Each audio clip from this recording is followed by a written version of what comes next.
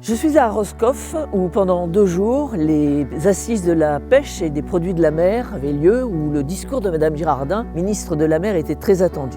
Concernant le Brexit, je l'ai trouvé édifiant. Madame Girardin préfère sortir le chéquier que de prendre en considération toutes les difficultés auxquelles nos pêcheurs sont confrontés. Je crois qu'il a aussi soulevé des réactions du côté des pêcheurs et il y avait matière. Je tenais à le dire, nous sommes en soutien général pour toute la profession par rapport au Brexit. Seuls, nous sommes une goutte d'eau, ensemble, nous serons un océan. C'est beau de garder encore cette âme de pêcheur et cette âme humaniste. Mais écoutez, c'est ce qui nous reste peut-être. Ouais. La solidarité entre nous et puis surtout l'union. C'est ça. L'union fait la force. Oui. Aujourd'hui, ce qu'on a besoin, c'est de tous s'unir pour y arriver. On n'y arrivera pas tout seul les pêcheurs, on le sait. On a besoin de tout le monde. Merci Vincent. C'est l'union, certes, mais aussi le soutien de l'opinion publique et de nos politiques.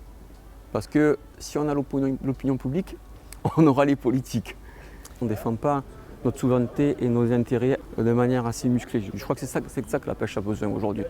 Voilà, c'est pas que le Brexit, de dire on va faire le bras de fer ou d'autres, c'est un travail de fond. Voilà.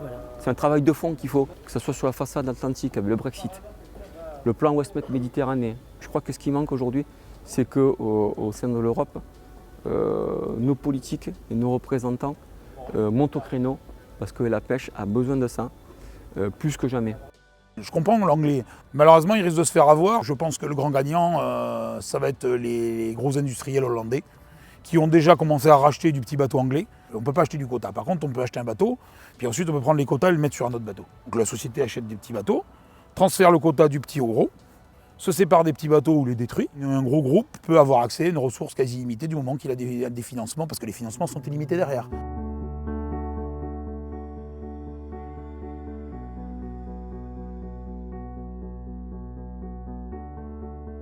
Bonjour Florent, nous sommes sur tes terres aujourd'hui. Oui, on est en Léon, oui.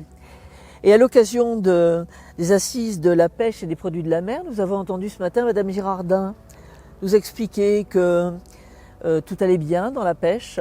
Que c'est ton sentiment concernant la Bretagne? On a 2 problématiques ici. Premièrement, on a le Brexit, avec le problème des licences et le fait que nos pêcheurs ne vont pas pouvoir aller pêcher là où ils allaient pêcher jusqu'ici.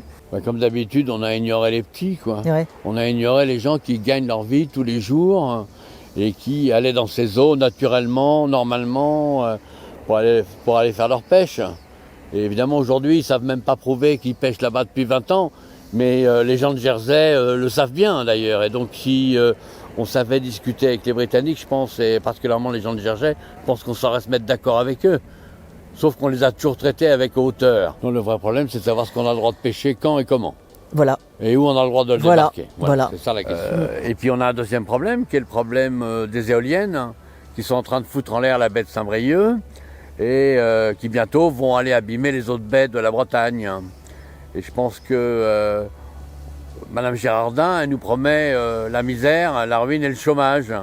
Et c'est pas ça ce qu'on veut. Pourtant, ce matin, Madame Girardin nous a expliqué qu'on voyait de l'autre côté de la Manche des bateaux et des pêcheurs au milieu des éoliennes et que tout le monde s'en portait très bien. Moi, tout ce que je sais, c'est que les éoliennes, on peut effectivement pêcher au milieu, mais que par exemple cet été, les prises en baie de Saint-Brieuc ont diminué de 40%. Et donc, il doit y avoir un impact sur la pêche qui est en tout cas extrêmement négatif.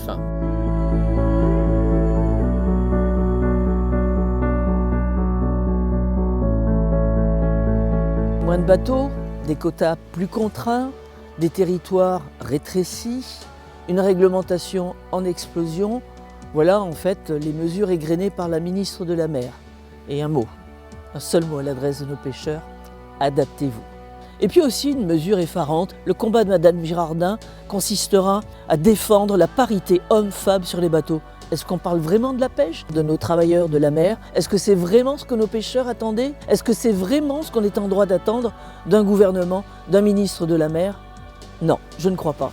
Avec nos élus, à Paris comme à Bruxelles, il ne sera jamais question de laisser un seul de nos bateaux à quai sans avoir mis tous les moyens possibles, tous les moyens mis à la disposition de nos pouvoirs publique pour préserver l'intégrité de la pêche française.